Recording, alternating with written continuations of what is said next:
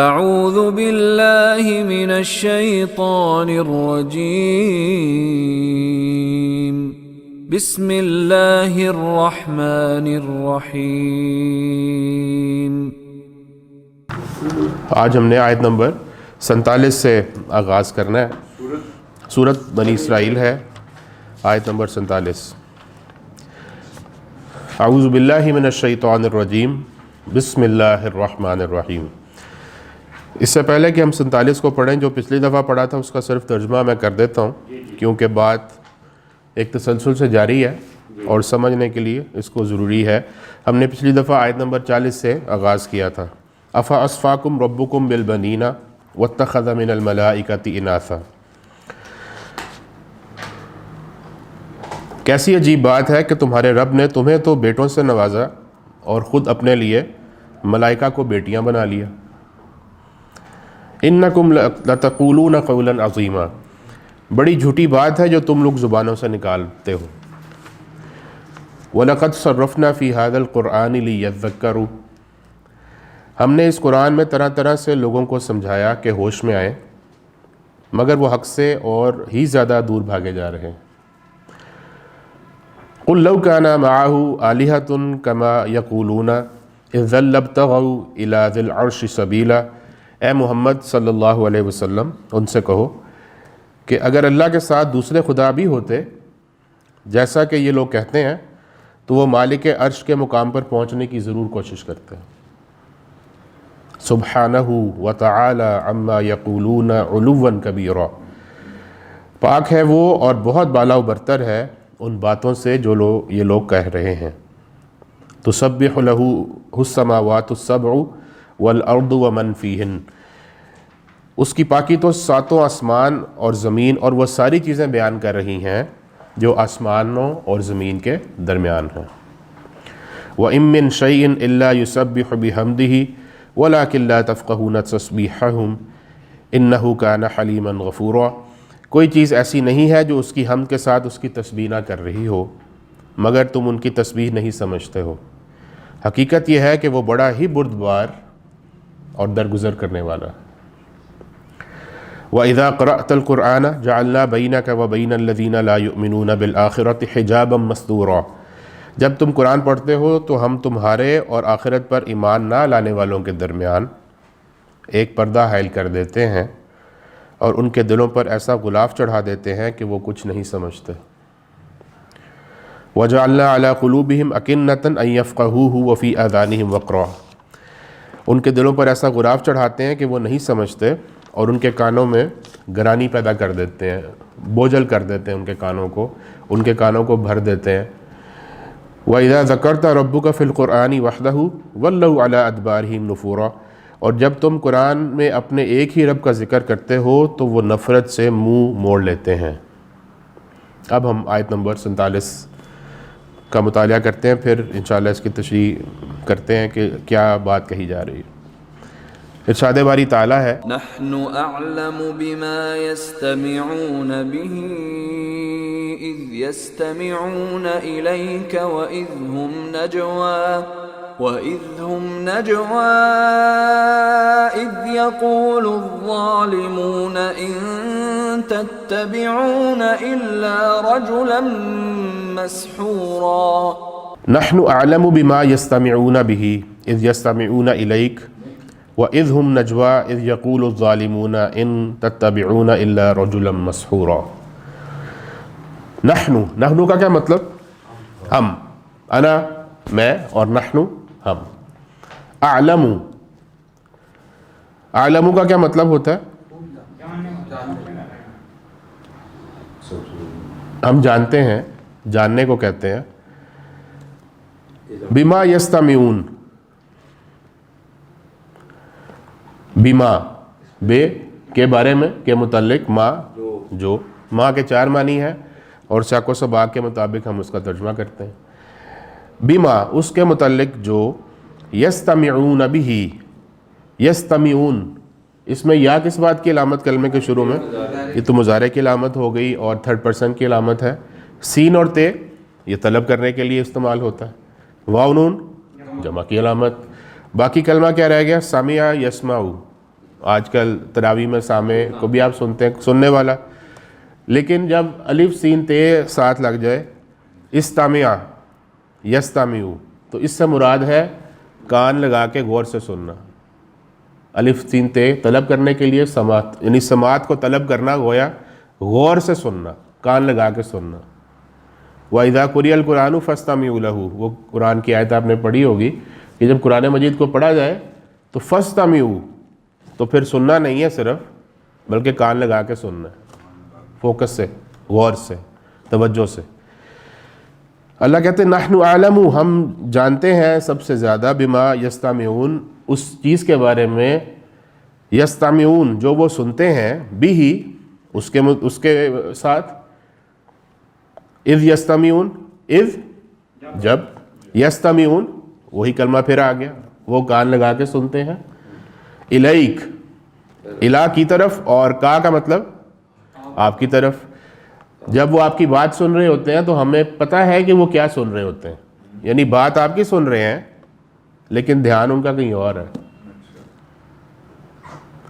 وَإِذْ، واو، اور اذ جب، ہم وہ سب، نجوا، نجوا کہتے ہیں سرگوشی کو، خانہ پوسی کو، جس بات کو کوئی، کسی چیز کو کسی سے چھپانا دوسرا سن نہ سکے، تو اس کو کہتے ہیں سرگوشی.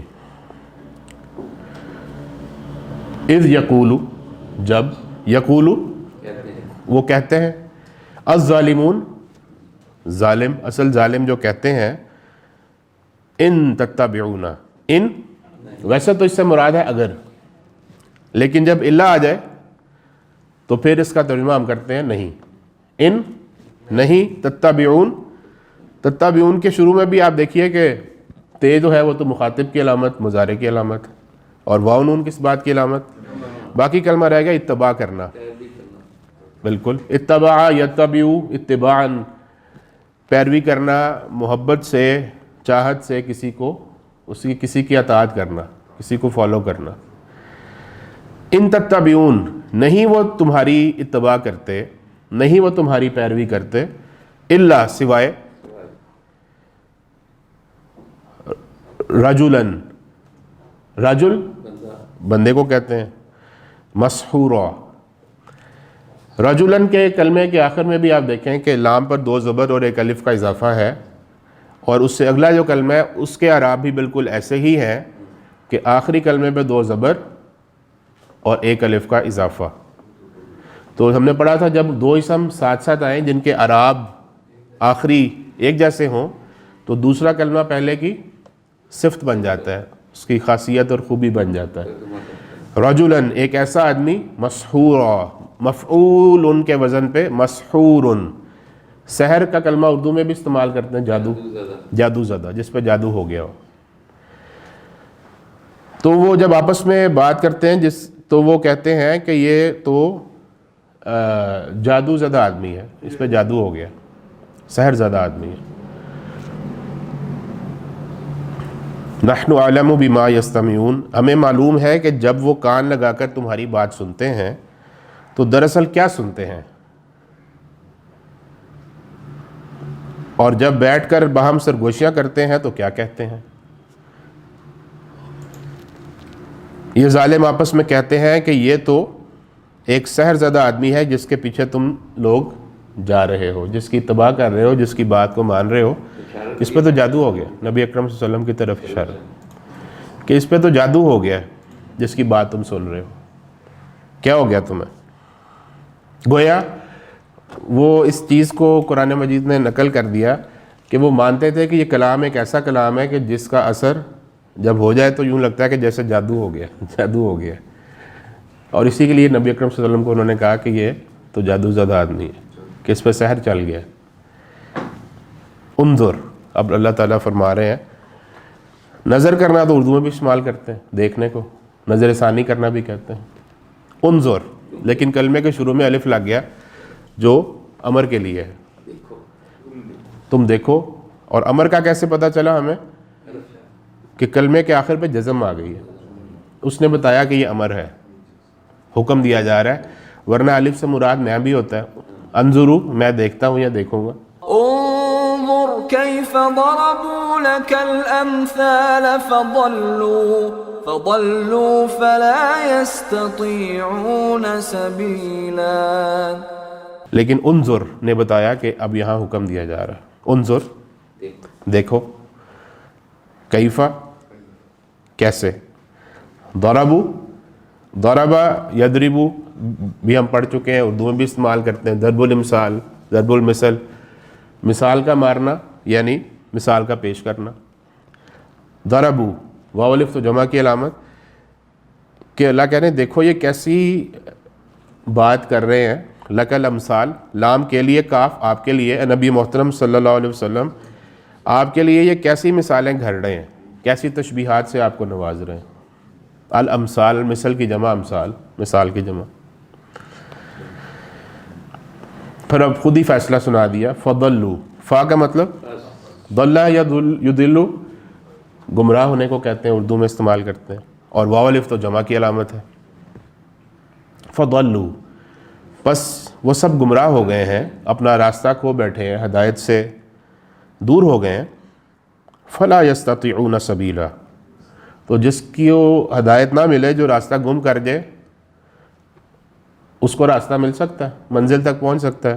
تو اللہ نے کہا فلا یستطیعون، فا پس لا نہیں، یستطیعون، استطاع یستطیع، استطاعت رکھنا، اور واو نون تو جمع کی علامت ہے، کہ پس نہیں استطاعت رکھتے وہ لوگ. سبیلا، سبیل کا کلمہ بھی اردو میں استعمال کرتے ہیں راستے کو، کہ پس ان کو کچھ دکھائی نہیں دے رہا، راستہ نظر نہیں آ رہا، بھٹک گئے ہیں، اپنا راستہ انہوں نے گم کر لیا.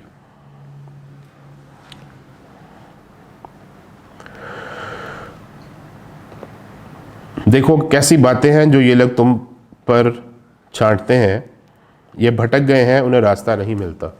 وقالوا أَإِذَا كُنَّا عِظَامًا وَرُفَاتًا أَإِنَّا لَمَبْعُوثُونَ خَلْقًا جَدِيدًا. وقالو، واو کا مطلب، اور قالا ایک شخص نے کہا، اور قالو ان سب نے کہا.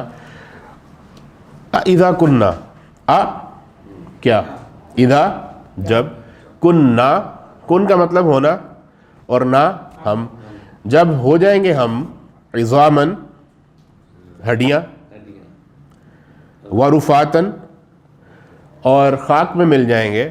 رفات کا مطلب ہے خاک ہو کر رہ جانا، اور ہماری حالت یہ ہوگی کہ ہڈیاں ہماری جب خاک میں مل جائیں گی اور چورا پورا ہو جائیں گی. انا، کیا، انا بے شک ہم، لمبعوثون خلقا جدیدا، لمبعوثون، لام کلمے کے شروع میں تو کن معنوں میں آتا ہے؟ دو معنوں میں، یقیناً یا کے لیے. یہاں پر یقیناً کے معنوں میں ہے. مبعوث، مبعوث کا کلمہ بھی اردو میں استعمال کرتے ہیں مفعول کے وزن پہ. رسول اللہ کو مبعوث کیا گیا، کیا مطلب؟ ان کی بعثت ہوئی، دوبارہ زندہ کیے جائیں گے. مبعوثون، کہ ہمیں زندہ کیا جائے گا، ہماری بعثت واقع ہوگی. خلقن، ایک ایسی تخلیق کے طور پہ، جدیدہ جو نئی ہوگی. ہمارا وجود مٹ گیا زمین کے اندر اور زمین کا حصہ بن گیا، کیڑے مکوڑے کھا گئے، مچھلی کے پیٹ میں چلے گئے، مچھلی کی خوراک بن گئے، ہوا میں تحلیل ہو گئے.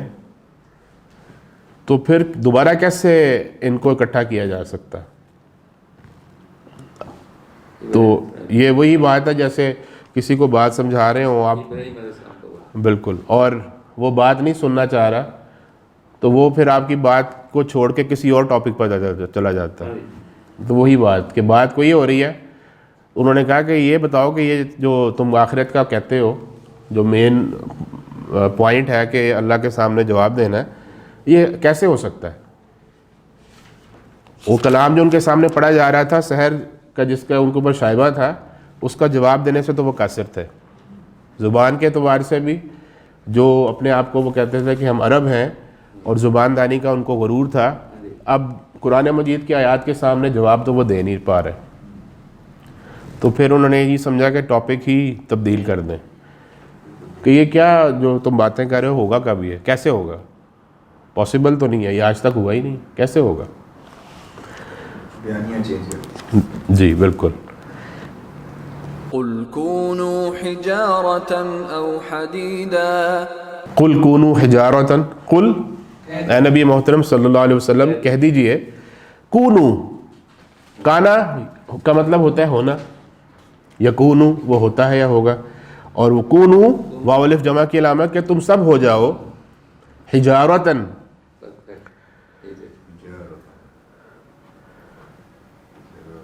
حجارتن تم سب ہو جاؤ حجارہ، حجر کی جمع پتھر، او یا حدیدہ، حدید اس کو لوہے کو کہتے ہیں۔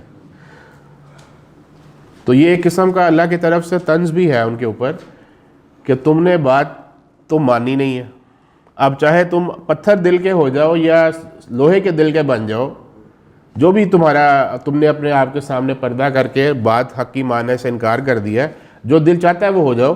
أو خلقا مما يكبر في صدوركم فسيقولون من يعيدنا قل الذي فطركم أول مرة فسينغضون إليك رؤوسهم ويقولون متاه قل عسى أن يكون قريبا۔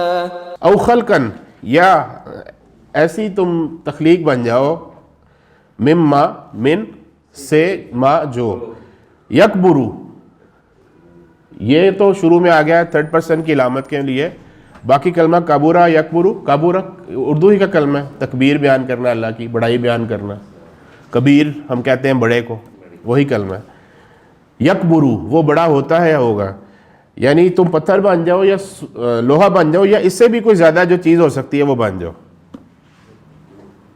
فی صدورکم، فی میں صدر تو سینے کو کہتے ہیں، کہ تم اپنے سینے کو اور چاہے کسی اور چیز سے بنا لو اور بات نہ ماننے کے لیے جو تمہاری شکل تمہارا دل کرتا ہے اختیار کر لو، جب وہ وقت آئے گا تو پھر تمہیں اس بات کا پتہ چل جائے گا۔ فَسَيَقُولُونَ، پس سَيَقُولُ قریب کے لیے سین استعمال ہوتا ہے، مستقبل قریب کے لیے۔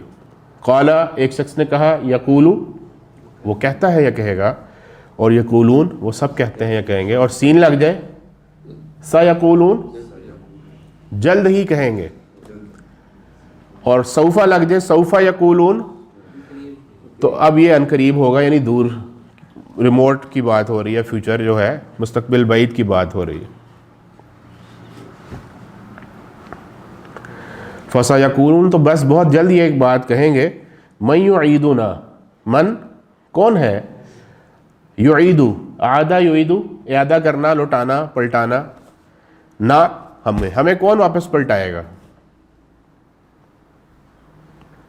قل کہہ دیجئے، نبی اکرم صلی اللہ علیہ وسلم کو مخاطب کیا جا رہا ہے کہ آپ انہیں کہیں، الذی جو ایک ہستی، فطرکم، فطرہ فطرت کا کلمہ اردو میں استعمال ہوتا ہے، فطرہ کا مطلب ہی ہوتا ہے پیدا کرنا، کم تم سب کو، وہی ہے کہ جس نے وہ پیدا کیا اول مرہ، اول پہلے، مرہ باری، پہلی بار جس نے پیدا کیا وہی کرے گا۔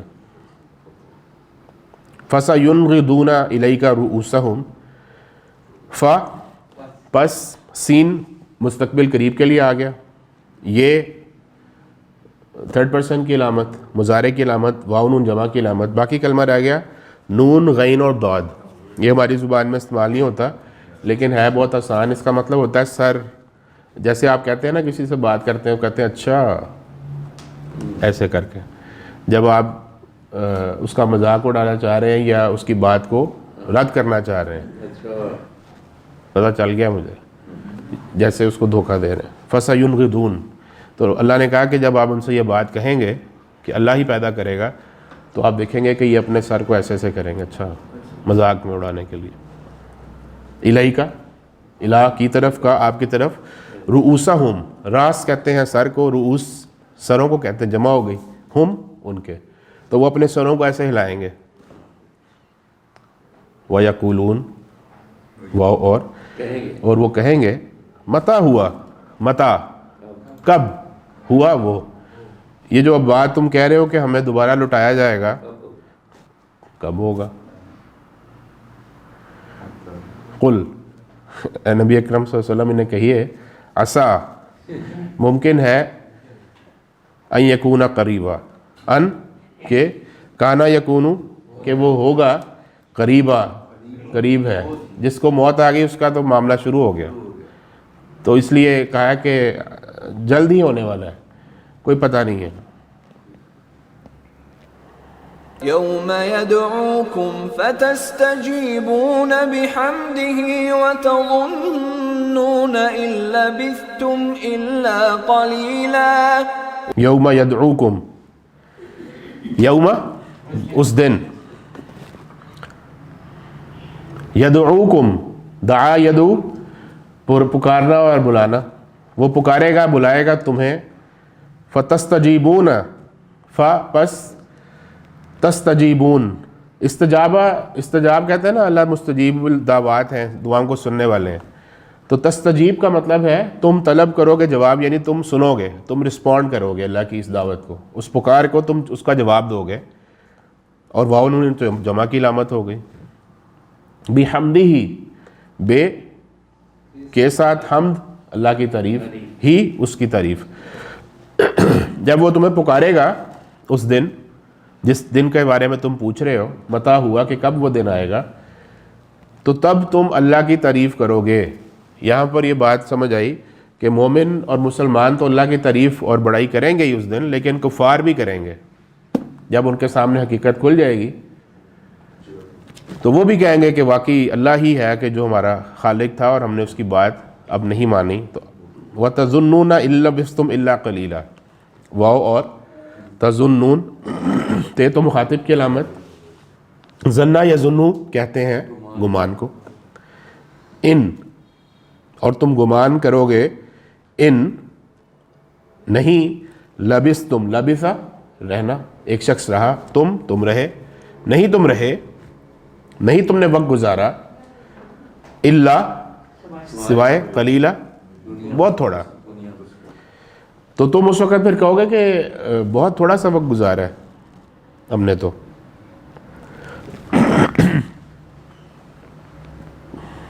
وہ کہتے ہیں جب ہم ہڈیاں اور خاک ہو کر رہ جائیں گے تو کیا ہم نئے سرے سے پیدا کر کے اٹھائے جائیں گے؟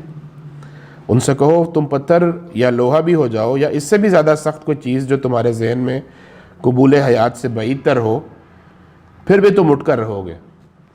وہ ضرور پوچھیں گے کون ہے جو ہمیں پھر زندگی کی طرف پلٹائے گا؟ جواب میں کہو وہی جس نے تمہیں کو پہلی بار پیدا کیا، پہلے تو تم کچھ بھی نہیں تھے، عدم سے وجود بخشا، اب تو تم پیدا ہو چکے ہو، اب تمہیں دوبارہ بنانا تو کوئی مشکل ہے ہی نہیں۔ وہ سر ہلا ہلا کر پوچھیں گے اچھا تو یہ ہوگا کب؟ تم کہو کیا عجب، وہ وقت قریب ہی آ لگا ہو، جس روز وہ تمہیں پکارے گا تو تم اس کی حمد کرتے ہوئے اس کی پکار کے جواب میں نکل آؤ گے، اور تمہارا گمان اس وقت یہ ہوگا کہ ہم بس تھوڑی دیر ہی اس حالت میں پڑے رہے۔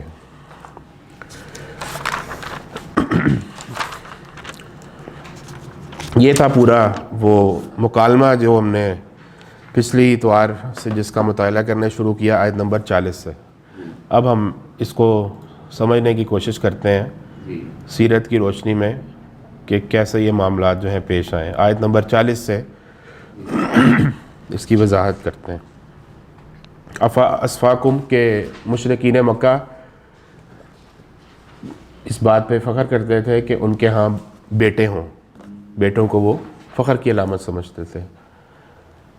تو اللہ نے پہلا تو ان کے ذہن میں یہ بات ڈالی ہے کہ تم اپنے لیے فخر کی علامت سمجھتے ہو بچوں کو، بیٹوں کو، اور بیٹیوں کو تم دفنا دیتے ہو۔ تو یہ کیسی عجیب بات ہے کہ جس نے تمہیں پیدا کیا، جسے تم اپنا اللہ کہتے ہو، اس کو تم یہ کہتے ہو کہ بیٹے تو ہمارے لیے ہیں، بیٹیاں آپ کی ہیں، اور یہ بیٹیاں آپ سے ہمارے لیے دعا کریں گی۔ کیسی عجیب بات ہے۔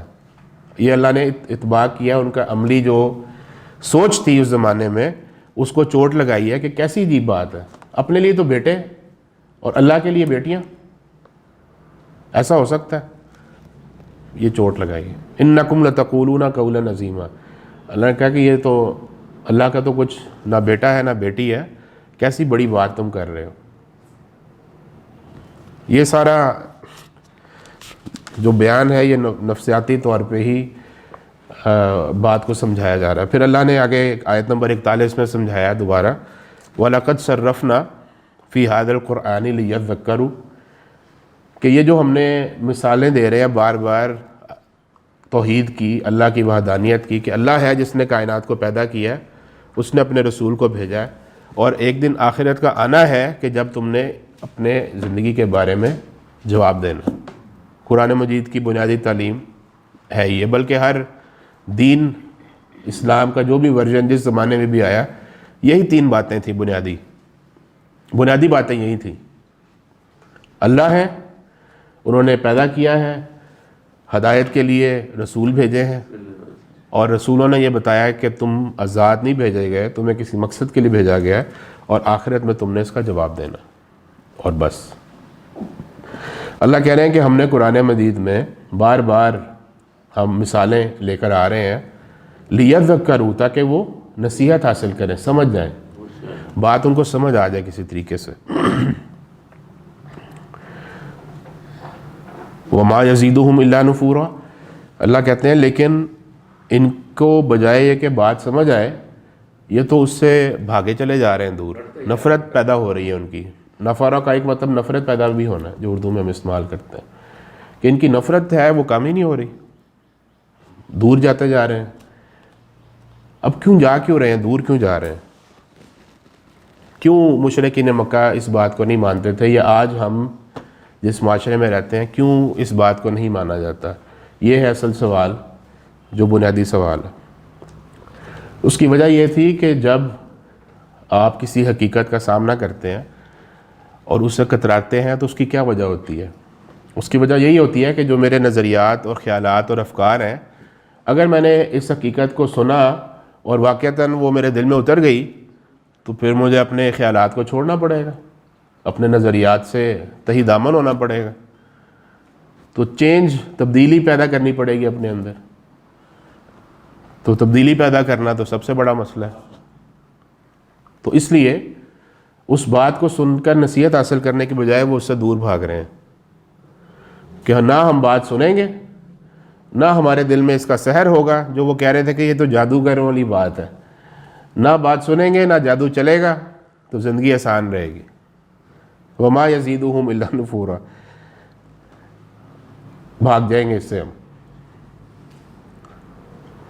پھر اللہ ایک اور مثال پیش کر رہے ہیں آیت نمبر 42 میں, جو دوسرا ان کا معاملہ تھا کہ اللہ تو ہے ہی ہیں لیکن دوسرے بھی ہمارے بت جو ہیں, الہ ہیں, وہ بھی ہماری بات سنتے ہیں, ہمیں عطا کرتے ہیں, رزق عطا کرتے ہیں, شہرت عطا کرتے ہیں, فتح عطا کرتے ہیں, اور ہمیں سارے معاملات وہ عطا کرتے ہیں, نعمتیں دیتے ہیں. تو اللہ نے اب دوسرا سوال پوچھا ہے اب ان سے, قل, کہ نبی محترم ان سے کہیں لو کان معہ آلہۃ, کہ اگر اللہ کے ساتھ یہ باقی لوگ بھی شریک ہوتے جیسے کہ وہ اس زمانے میں سمجھتے تھے, یا ہم آج سمجھتے ہیں کہ ایک پرائم منسٹر صاحب ہیں, ایک پریزیڈنٹ صاحب ہیں, ایک بڑا عہدیدار ہے, تو اس کے ساتھ اس کے اہلکار ہیں جس کو اس نے مختلف ڈیوٹیاں تفویض کی ہوئی ہیں. وہ اہلکار اس کے قریبی ہیں, تو جو اہلکار ان میں کہتے ہیں بادشاہ سلامت یا وزیر اعظم صاحب, ویسے ہی کرتے ہیں. تو سفارش جو ہے وہ کرنے کی کوشش کرنی چاہیے. دنیا میں یہ نظام ایسا ہی چل رہا تھا اس زمانے میں بھی. ان کو پتا تھا کہ جیسے ہمارا کوئی قریبی آدمی ہے تو کسی نے سفارش کرنی ہے تو وہ اس کو اپروچ کرتا ہے کہ یار میرا کام یہ کروا دو ذرا.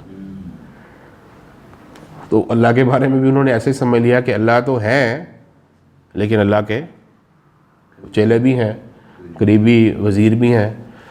تو یہ جو ہمارے الہ ہیں دراصل یہ وہ وزیر ہیں. تو دنیا میں جب اس طرح کا نظام ہوتا ہے تو کیا ہم دیکھتے نہیں ہیں کہ جو وزیر صاحب ہیں وہ بالآخر کوشش کرتے ہیں کہ میں وزیر اعظم بن جاؤں, اس کو ہٹا دوں, سائڈ پہ کر دوں, کرسی کھینچ لوں. تو اللہ کہہ رہے ہیں کہ اگر یہ الہ ہوتے اتنے زیادہ تو پھر انہوں نے اللہ بننے کی کوشش کیوں نہیں کی, کیوں مجھے ہٹانے کی کوشش کیوں نہیں کی؟ بڑی عجیب سی بات کر رہے ہیں. دوسری بات یہ ہو سکتی ہے کہ اللہ کے مقابلے میں اور بہت سے لوگ جو برابری کر رہے ہیں, تو پھر اللہ کہتے ہیں کہ کائنات کا نظام پھر کیسے چل رہا ہے؟ اگر ایک ادارے کے اندر 2 ایڈمنسٹریٹرز زیادہ آ جائیں، انتظامیہ کے لوگ منتظم، تو پھر اس کے اندر ربط کیسے پیدا ہو سکتا ہے؟ دنیا کی مثال پھر دوبارہ پیش کی ہے، پھر وہ جو اوپر بات کی کہ ہم نے قرآن کو سمجھانے کی کوشش کی ہے بار بار تاکہ یہ سمجھ جائے، پھر ان کو سمجھا رہے ہیں کہ کیسی بات کر رہے ہو۔ سبحانہ، وہ پاک ہے ان چیزوں سے، ان خامیوں سے، وتعالی، اور بہت بلند ہے، اما یقولون، جو تم بات کر رہے ہو، علوا کبیرا، بہت بلند ہے وہ ان کاموں سے، کسی کی سفارش سے اور کسی کو اپنے ساتھ شریک ٹھہرانے کے حوالے سے۔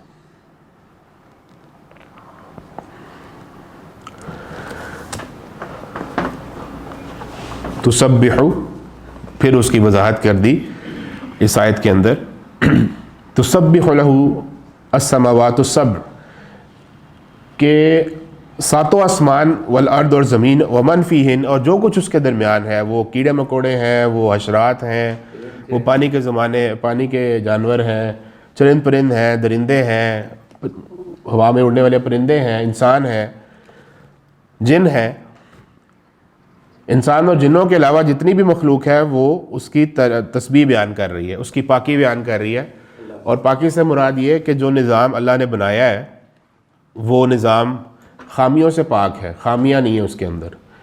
تو اس کے نتیجے میں جس کام پہ جس آدمی کو یا جس ہستی کو بھی لگایا، جس چیز کو بھی لگایا، وہ کام اپنا کر رہی ہے۔ سورج اپنی روشنی دے رہا ہے، سورج کا اپنے روشنی، یہ اپنا کام کرنا دراصل کیا ہے؟ اللہ کی تسبیح ہے۔ چاند اس روشنی سے حاصل کر کے اس میں مٹھاس پیدا کرتا ہے، وہ کیا کر رہا ہے؟ وہ بھی اللہ کی تسبیح بیان کر رہا ہے۔ پرندے ہیں، جانور ہیں جو حلال ہیں، وہ اللہ کے حکم پہ ذبح ہوتے ہیں اور ہماری خوراک کا ذریعہ بنتے ہیں، یہ کیا ہے؟ یہ بھی تسبیح ہے۔ اللہ کا نظام ہے، اس نظام کے مطابق وہ چلتے چلے جا رہے ہیں۔ وَإِن مِّن شَيْءٍ إِلَّا يُسَبِّحُ بِحَمْدِهِ، اللہ کہتے ہیں کوئی چیز ایسی نہیں ہے جو میری تسبیح بیان نہیں کر رہی۔ پتے دیکھ لو، پودا ہے، ایک طریقے سے اگتا ہے، پانی دیا جاتا ہے، زمین اپنی آپ کو کھولتی ہے، وہ ایک تناور درخت بن جاتا ہے، وہ پھل دیتا ہے، پھلوں کو تم کھاتے ہو، یہ کیا ہے؟ یہ اللہ کی تسبیح بیان ہو رہی ہے۔ وَلَٰكِن لَّا تَفْقَهُونَ تَسْبِيحَهُمْ، اب مخاطب کیا جا رہا ہے کہ انسان اور جن، یہ 2 ہستیاں ایسی ہیں کہ جو ہماری اس تسبیح کو نہیں سمجھ پا رہے۔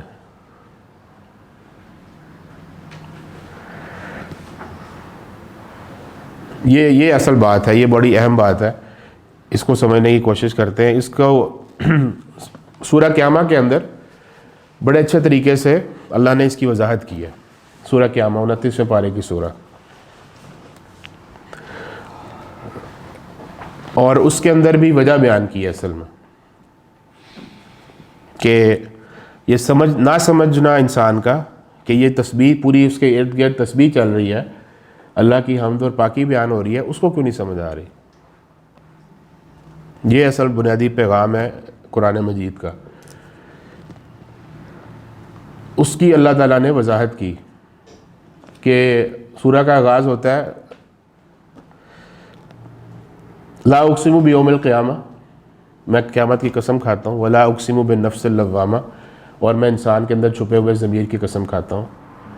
ایحسب الانسان ان لن نجمع عظامہ، کہ انسان سمجھتا ہے کہ ہم اس کی ہڈیوں کو دوبارہ اکٹھا نہیں کر پائیں گے، جیسے یہاں پر بات کی ہے بلا قادرین علی ان نسوی بنانا، تو وہاں پر اللہ نے ایک اس کی پروف دیا ہے جو آج سمجھ سکتا ہے انسان کہ کیوں نہیں ہم اتنے طاقتور ہیں کہ ہم اس کی فنگر پرنٹس، یہ آج کا علم ہے، اس زمانے میں نہیں تھا۔ آج مجرموں کو محابت صاحب بیٹھے ہوئے ہیں کہ ان کے فنگر پرنٹ سے پہچانا جاتا ہے، جو کسی انسان کا کسی دوسرے سے میچ نہیں ہوتا، نہ ہوگا، ہر انسان کا مختلف ہے۔ بالکل۔ تو اللہ تعالیٰ نے یہ کہا کہ میں تم ہڈیوں کی بات کرتے ہو، جسم کی بات کرتے ہو، میں تمہاری پور فنگر پرنٹس ویسے لے آؤں گا جیسے تم پیدا کیے گئے تھے۔ پھر اللہ کہتے ہیں بل یرید الانسان ان یفجر امامہ، اللہ کہتے ہیں اصل میں یہ جو سوال کرتے ہیں نا کہ یہ قیامت کب آئے گی، یہ کیا ہے وہ کیا ہے، اصل بات یہ ہے، بیماری اصل میں یہ ہے، بل یرید الانسان، کہ انسان چاہتا اصل میں یہ ہے، ان یفجر امامہ، کہ میرے اوپر کوئی پابندی نہ لگے. یہ کیا بات ہے کہ دنیا میں یہ نہیں کرنا، وہ نہیں کرنا، یہ کام ایسے کرنا ہے، اللہ ان کے رسول کی بات ماننی ہے، ناجائز کام نہیں کرنا، حرام نہیں کھانا، اپنے ذریعے جو ہے وہ معاش اس کو ٹھیک رکھنا ہے. یہ کیا بات ہوئی؟ ہمیں آزاد ہونا چاہیے، فریڈم ہونی چاہیے. اللہ کہتے ہیں اصل یہ بیماری ہے. بل یرید الانسان ان یفجر امامہ یسأل ایان یوم القیامہ. اب اس نافرمانی کے اوپر چلنے کے لیے اب کوئی تو اس کو سہارا چاہیے. کیسے چل سکتا ہے؟ اللہ نے پیدا کیا ہے تو وہ ظاہر ہے کہ باؤنڈ ہے کام کرنے کے لیے. تو اللہ کہتا ہے کہ وہ اسی بات کا انکار کر دیتا کہ قیامت آنی ہے. نہ یہ بات ہوگی قیامت آنی ہے، نہ سوال جواب ہوں گے، نہ مجھے پابندیوں میں رہنا پڑے گا. تو وہ کہتا ہے یسأل ایان یوم القیامہ، کہ قیامت آئے گی کب؟ وہ کہتا ہے میں اتنے عرصے سے انسان نبی آ رہے ہیں اور وہ کہتے ہیں قیامت آنے والی ہے اور خاتمہ ہو جائے گا اور تم سے پوچھا جائے گا. کب پوچھا جائے گا؟ ہم تو جرم کر رہے ہیں، ہم تو زیادتیاں کر رہے ہیں، اس زمانے میں مسلمانوں کو تنگ کر رہے ہیں، ہمیں تو کوئی پوچھنے والا نہیں ہے، کوئی احتساب نہیں ہے. تو دھوکہ کھا جاتے ہیں اصل میں کہ یہ تو امتحان کے لیے اللہ نے بنائی ہے دنیا، ورنہ اللہ چاہتے تو فوراً پکڑ لیتے. نہیں پکڑا کیونکہ اللہ کی اسکیم یہ نہیں ہے. اللہ کی اسکیم یہ ہے کہ ٹائم دیتے ہیں، موقع دیتے ہیں. بار بار یہ قرآن مجید جو بات کر رہا ہے کہ ہم آیات کو بتا رہے ہیں تاکہ وہ نصیحت حاصل کریں، پورا موقع دے رہے ہیں سمجھانے کا کہ شاید واپس پلٹ آئے، شاید بعد آ جائے. پھر جب وقت آ جائے گا تو پھر سزا مل جائے گی، پھر اپنی آنکھوں سے دیکھ لینا. لیکن تب تک تمہیں خود ہی سمجھنا ہے ان کائنات کی نشانیوں کو دیکھ کر. یہ اصل بات ہے جس کی وجہ سے انسان کے لیے سمجھنا مشکل ہو جاتا. اس کو پھر آگے اس صورت کے اندر مزید اس کو وضاحت کی آگے جا کے کہ بل تحبون العاجلہ،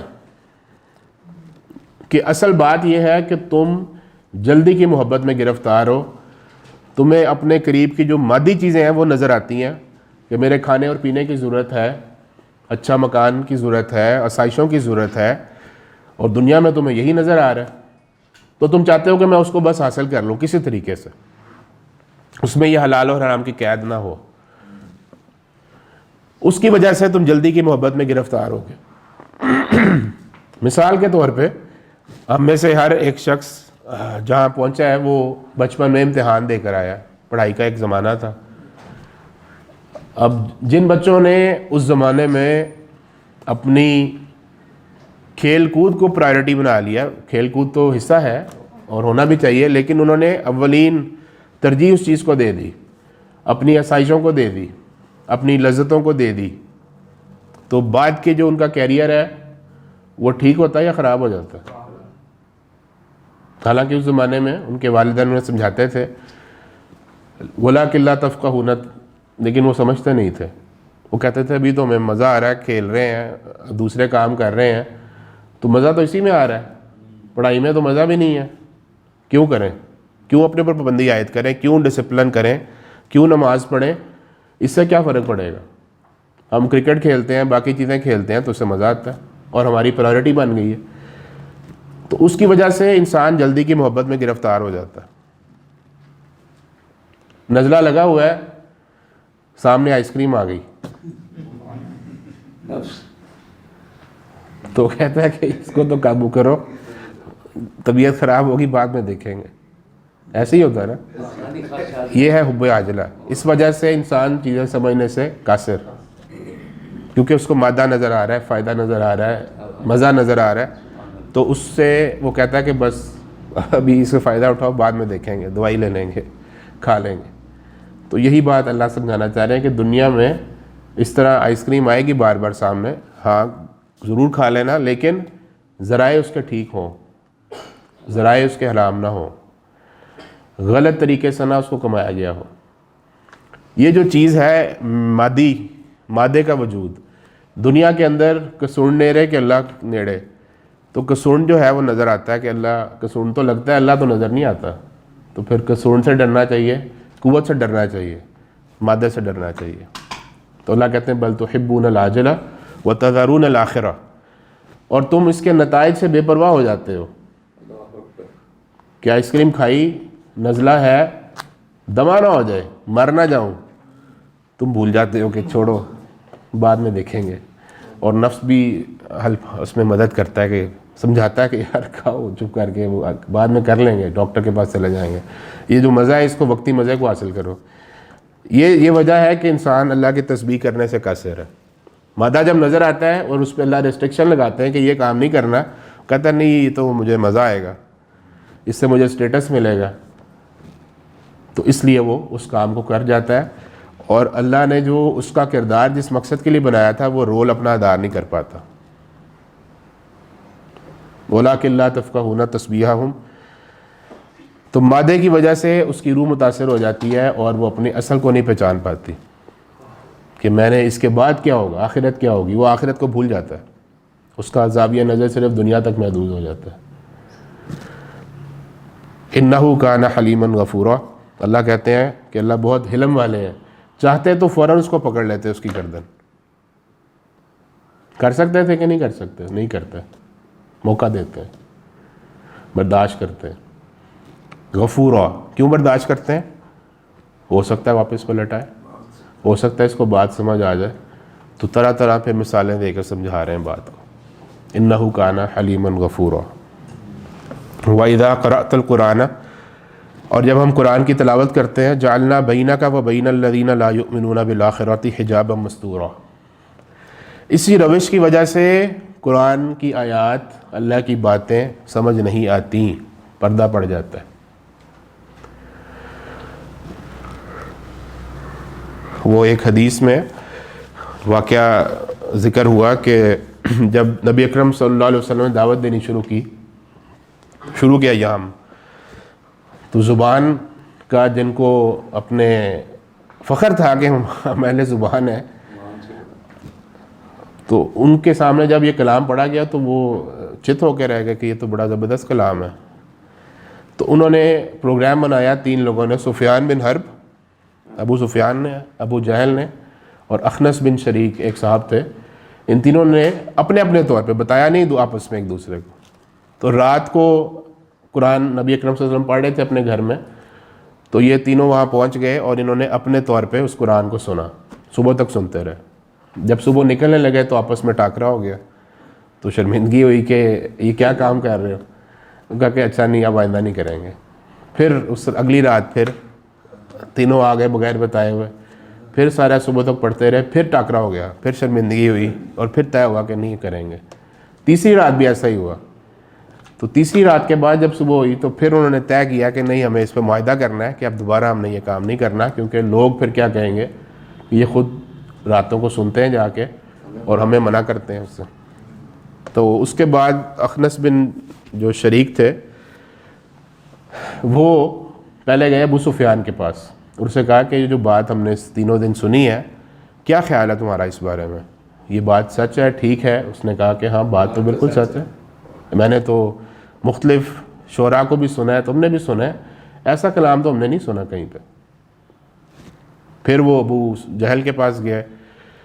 تو ابو جہل کے پاس جب گئے تو اس نے پھر کہا کہ بات یہ ہے کہ ہم نے بھی، اور بنی عبد مناف جو نبی اکرم صلی اللہ علیہ وسلم کا خاندان ہے، ہم لوگ برابر حاجیوں کی خدمت بھی کرتے رہے، خانہ کعبہ کی بھی کرتے رہے، سارے کام ہم نے برابر سے کیے ہیں ہمیشہ سے. اور اب وہ کہتے ہیں کہ ہمارے ہاں نبی آ گیا ہے تو ہم اس کی بات کیسے مان لیں؟ گویا اس کو پتہ تھا کہ یہ بات سچ ہے، اللہ ہی کی طرف سے ہے، لیکن حب عاجلہ کہ اگر ہم نے یہ بات مان لی تو ہمارا سٹیٹس ختم ہو جائے گا. لوگوں کے اوپر ہمارے خدا جن کو ہم پوچھتے ہیں اور ان کی بنیاد پہ بہت سے لوگ ہمارے فالوور ہیں، وہ فالوور ہم سے دور ہو جائیں گے. جیسے آج بھی فرقہ واریت کے حوالے سے مولوی صاحب جو ہے وہ باز کیوں نہیں آتے؟ اس لیے کہ ان کو پتہ ہے اتنے لوگ میرے پیچھے لگائے ہیں اپنے، تو اگر میں ٹھیک ہو گیا تو وہ تو مجھے پکڑ لیں گے، تانے دیں گے کہ یہ کیا پہلے تم نے چکر چلایا، ہمیں جو ہے وہ. تو یہ چیز انسان کو صحیح راستے پہ آنے سے روکتی ہے. حجاب آ گیا نا، پردہ آ گیا، حالانکہ چیز واضح ہے لیکن پردہ گرا لیا تاکہ یہ سین نظر نہ آئے. یہی بات یہاں پر کہی گئی ہے کہ جب آپ قرآن کی تلاوت کرتے ہیں تو وہ لوگ جو ایمان نہیں لاتے ان کا اور آپ کے درمیان ایک پردہ آ جاتا ہے، ایک خفیہ پردہ آ جاتا ہے، جس کی وجہ کیا ہے؟ وجہ ان کا اپنا رویہ ہے۔ وَجَعَلْنَا عَلَىٰ قُلُوبِهِمْ أَكِنَّةً، اور ہم ان کے دلوں پر ایک غلاف چڑھا دیتے ہیں، اکنہ أَن يَفْقَهُوا، کہ وہ سمجھ جائیں۔ اب یہ غلاف اللہ نے چڑھایا یا انہوں نے خود چڑھایا ہے؟ اللہ نے ایک سکیم بنائی تھی کہ جو اس دنیا میں ہدایت سننے کے بعد اس پر ایمان لے آئے گا اس کا دل ٹھیک رہے گا، لیکن جو مسلسل نافرمانی کرتا رہے گا اس کا دل پہ سیاہ داغ لگے گا، پھر پورا دل اس کا سیاہ ہو جائے گا اور پھر اس کو بات سمجھ نہیں آئے گی۔ یہ اللہ کی ایک سکیم تھی دنیا میں، لیکن اس پہ عمل درآمد کس نے کیا؟ خود کیا۔ تو یہ جو اللہ کہہ رہے ہیں نا کہ ہم نے ان کے دلوں پر پردہ چڑھا دیا ہے، اس سے مراد یہی ہے کہ اللہ کی جو سکیم تھی وہ اللہ نے پوری کر دی ہے، اور ایک پہلے بات کر دی ہے حلیمن غفورا کے اندر، یہ بات واضح کر دی ہے کہ ایسا نہیں ہوتا کہ ایک دفعہ کسی نے نافرمانی کر دی ہے، نہیں، 13 سال لگے، 14 سال جا کے ابو جہل کو مارا گیا، 13 سال 14 سال مسلسل نافرمانی کرتے رہے، بدر کے موقع پہ پھر سزا ملی۔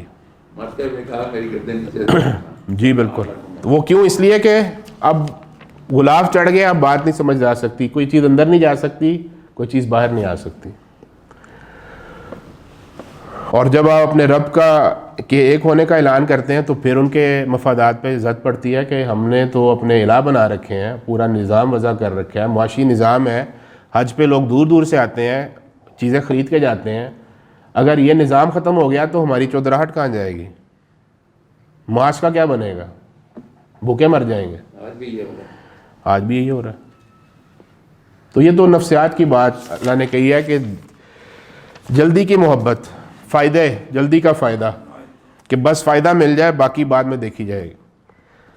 اسی کو پھر اگلی آیات جو ہم نے آج پڑھی ہیں کہ ہم سن رہے ہیں، یہ کان لگا کے جو کہہ رہے ہیں سن رہے ہیں، ہمیں پتہ ہے یہ کیا سن رہے ہیں، اور پھر بعد میں جا کے اپنے دوستوں کو کہتے ہیں کہ اس پہ تو جادو چل گیا ہے۔ گویا ان کو پتا تھا کہ جادو ہم پہ بھی چل گیا، لیکن پھر ایک دوسرے کو کہتے ہیں کہ ان کی باتیں نہ سنو، یہ تو ایسی پرانی قصے کہانی ہے اور جادو ہے۔ گویا ان کو پتا تھا کہ یہ نبی صلی اللہ علیہ وسلم کا کلام نہیں ہے،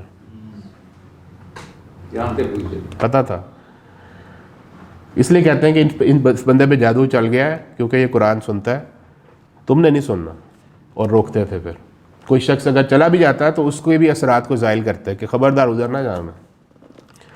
تو اللہ کہتے ہیں دیکھو کہ انظر کیف ضربوا لک الامثال، کہ کیسے مثالیں تمہارے ساتھ یہ گھڑ رہے ہیں۔ فضلوا، اب ان کو خود بھی سمجھ نہیں آ رہی کہ کبھی کہتے ہیں اس کو جادو ہو گیا ہے، کبھی کہتے ہیں اس کی شادی کروا دیتے ہیں، کبھی کہتے ہیں اس کو پیسے دے دیتے ہیں، کبھی کہتے ہیں اس کو سربراہ بنا دیتے ہیں۔ تو اللہ کہہ رہے ہیں فضلوا، گمراہ ہو گئے ہیں، ان کو خود بھی سمجھ نہیں آ رہی۔ فلا یستطیعون سبیلا، راستہ دکھائی نہیں دے رہا، بیماری جو لگ گئی ہے وہ سمجھ نہیں آ رہی کہ کیا مسئلہ ہے۔ اگر وہ صحیح ہوتے تو ایک ہی ہونی چاہیے نا، حقیقت تو ایک ہے، تو پھر ایک ہی بات مسلسل دہرانی چاہیے تھی کہ فلاں مسئلہ ہو گیا ان کو، کبھی جادو، کبھی دیوانہ، کبھی یہ کبھی وہ، تو جس سے کیا پتہ چلتا ہے کہ خود بھی کنفیوژن کا شکار ہے۔ تو ہدایت تو واضح ہوتی ہے، کنفیوژن کبھی بھی نہیں ہوتی ہدایت میں، گمراہی کے اندر کنفیوژن ہوتی ہے۔ فلا یستطیعون سبیلا، اور پھر اسی وجہ سے وہ اگلی جو باتیں کہی ہیں وہ میں نے آپ کے سامنے پڑھ دی پہلے بھی، اسی وجہ سے وہ قیامت ہی کا انکار کر دیتے ہیں کہ یہ آخرت کا چکر نہیں ہوگا تو یہ سوال بھی نہیں ہوگا۔ اس لیے وہ کہتے ہیں کہ یہ کچھ نہیں ہونا، ہم لوگ زیادتیاں بھی کر رہے ہیں، ظلم بھی کر رہے ہیں، جبر بھی کر رہے ہیں، اور ہمیں کوئی پوچھنے والا ہی نہیں ہے۔ تو اللہ کی اسکیم کو سمجھ ہی نہیں رہے کہ یہ تو امتحان ہے، اللہ نے پوچھنا تو ہے ہی نہیں، ابھی جب پوچھے گا تو پھر تمہیں جواب نہیں ملے گا۔ تو انسان اس چیز کا دھوکہ کھا جاتا ہے کہ میرے سے پوچھا نہیں جا رہا تو اس کا مطلب ہے کہ بس عیاشی ہو رہی ہے اور چلتا جا رہا ہے معاملہ۔ نہیں، یوم یدعوکم فاستجیبون بحمدہ، کہ جب تمہیں بلائے گا تو پھر تم اس کی تعریف کرتے ہوئے پہنچو گے، اور وہ آخری بات کرتے ہوئے اکرمہ بن جہل کا، ابی جہل کا واقعہ ہے کہ جب نبی اکرم صلی اللہ علیہ وسلم نے فتح مکہ کیا تو پھر آپ نے بتا دیا کہ یہ فلاں لوگ ہیں، کچھ گنتی کے چند لوگ، یہ جہاں پر بھی ملے ان کو قتل کر دینا، حتیٰ کہ کعبہ کے غلاف کے اندر بھی ہوں گے تو ان کو نہیں چھوڑا جا سکتا۔ اس میں سے یہ بھی تھے، تو یہ نکل گئے جدہ کے ساحل پہ، سمندر پہ۔ رستے میں جب پہنچے ہیں تو طوفان آ گیا، تو پہلے تو وہ پکارتے رہے لات اور عزیٰ اور منات کو کہ میں بچ جاؤں کسی طریقے سے اس طوفان سے۔ جب دیکھا کہ نہیں مسئلہ گڑبڑ ہو رہا ہے تو اندر سے آواز آئی کہ جن لوگوں کو تم پکار رہے ہو اگر وہ تمہاری مدد نہیں کر سکتے تو کیوں ان کو مانتے ہو؟